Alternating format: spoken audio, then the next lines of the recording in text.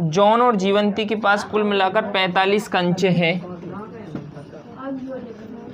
John और जीवंती के पास कुल टोटल 45 कंचे हैं। कितने हैं? 45। माना कि जॉन के पास कंचे कितना मान लो x, तो जीवंती के पास कंचे कितने बचेंगे पंकज? टोटल है 45। 45 में जॉन को घटा दोगे तो कितना बचेगा? 45 माइनस x। दूसरी लाइन क्या बोली उन्होंने कि दोनों के पास से 5-5 कंचे गुम हो गए। x में से भी कितना घटा दो? 5 घटा दो। 45 माइनस x में से भी 5 घटा दोगे तो 40 बचेगा और ये x कर दो। ठीक है ना। फिर उन्होंने बोला दोनों का गुणनफल कितना है? 124 है, लिखा है आपके उस बुक। अब इसको सॉल्व कर दो। x का 40 में किया 40 x का x में किया x स्क्वायर। 5 का 40 में करोगे गुणा तो होता है 200। 5 का x में करोगे तो होता है 5x और बराबर में 124। ये माइनस एक्स स्क्वायर को पहले लिख दो क्योंकि घात जो बड़ी होती है वो पहले लिखते हैं। फिर 40x और 5x मिलके हो जाते हैं 45x।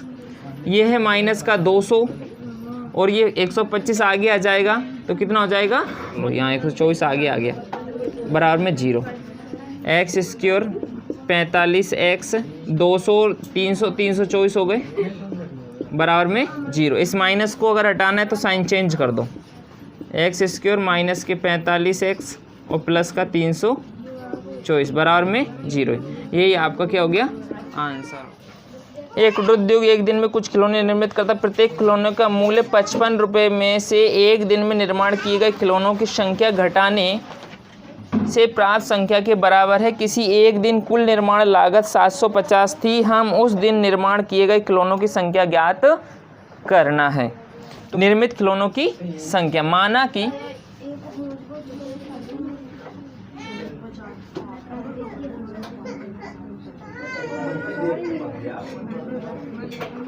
उस दिन निर्मित खिलौनों की संख्या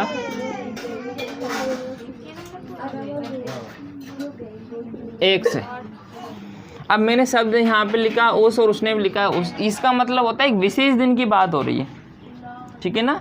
वो किसी एक दिन की, तो उस दिन निर्मित खिलौनों की संख्या कितनी हो गई है? x हो गई। फिर उसने बोला है, क्वेश्चन क्या था? प्रत्येक खिलौनों का मूल्य कितना है? 55 में से एक दिन में निर्माण किए गए खिलौनों की संख्या को घटाने से प्राप्त संख्या के बराबर है। 55 में से एक दिन में निर्मित खिलौनों की संख्या को घटाने से प्राप्त होता है। तो 55 में से अपन लिख लेते हैं इसमें निर्माण लागत। निर्माण लागत उस दिन एक खिलौनों, मतलब इसका मतलब आपने पहले समझ के नहीं किया। एक दिन, उस दिन एक खिलौने की निर्माण लागत। एक खिलौने की कीमत दे रखी उसने, प्रत्येक शब्द लिखा देखो उसमें सेकेंड लाइन में। प्रत्येक खिलौने का मूल्य, प्रत्येक का मतलब होता है एक, तो एक खिलौने की निर्माण लागत कितनी हो जाएगी? 55 में से उस दिन निर्मित किए गए खिलौनों की संख्या को घटाने पर प्राप्त। एक से आपने घटा दिया तो एक खिलौने की कीमत हो गई। कुल निर्माण लागत।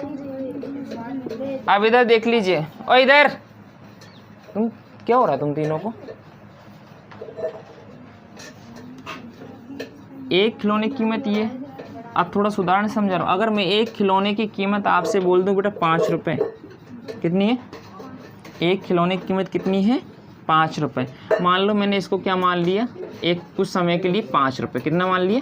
5 रुपये। और मैंने मान लो कि एक दिन में खिलौने बनाए यहाँ 100, लेकिन मैंने इसको मान लिए 100।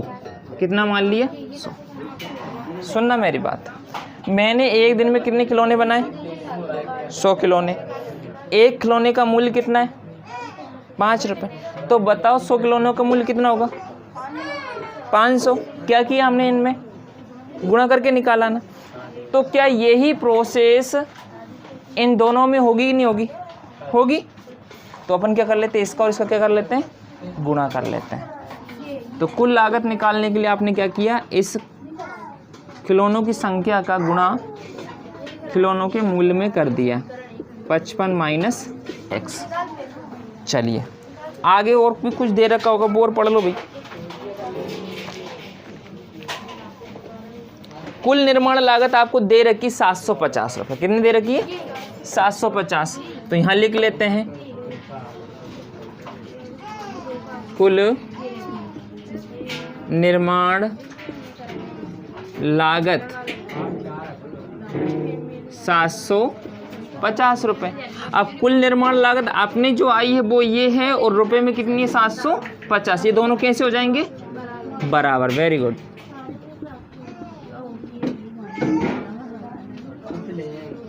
एक्स का 55 में इंटू करो, 55x। एक्स का x में गुणा करो, बराबर में 700 माइनस का x प्लस का 55 कहाँ पे आएगा? आगे बराबर में x माइनस को हटा दूँ, माइनस को हटाएंगे साइन चेंज कर लो, एक्स स्क्वायर, ये माइनस का कर दो और ये प्लस का कर दो। यही आपका क्या होगा? गणितीय रूप हो गया। यही आपका आंसर है। ठीक है। फैक्ट्री ने विशेष दिन खिलौने बनाए एक्स। एक खिलौने की कीमत उसने निकालने का बोला था 55 में से इस 100 घटा दो, ये मैंने कर दिया। फिर आपका दिमाग चला, इन दोनों का इंटू करके क्या निकाल लिया? कुल निर्माण लागत, जो कि आपको बुक में दे रखी 750। तो दोनों को बराबर रख दिया, एक समीकरण को सोल्व करके। ये इस प्रकार का समीकरण आ गया, वर्ग समीकरण है, और यही आपका गणितीय रूप है। इसको राइट कर सकते हैं जिसके पास नहीं हो रहा है।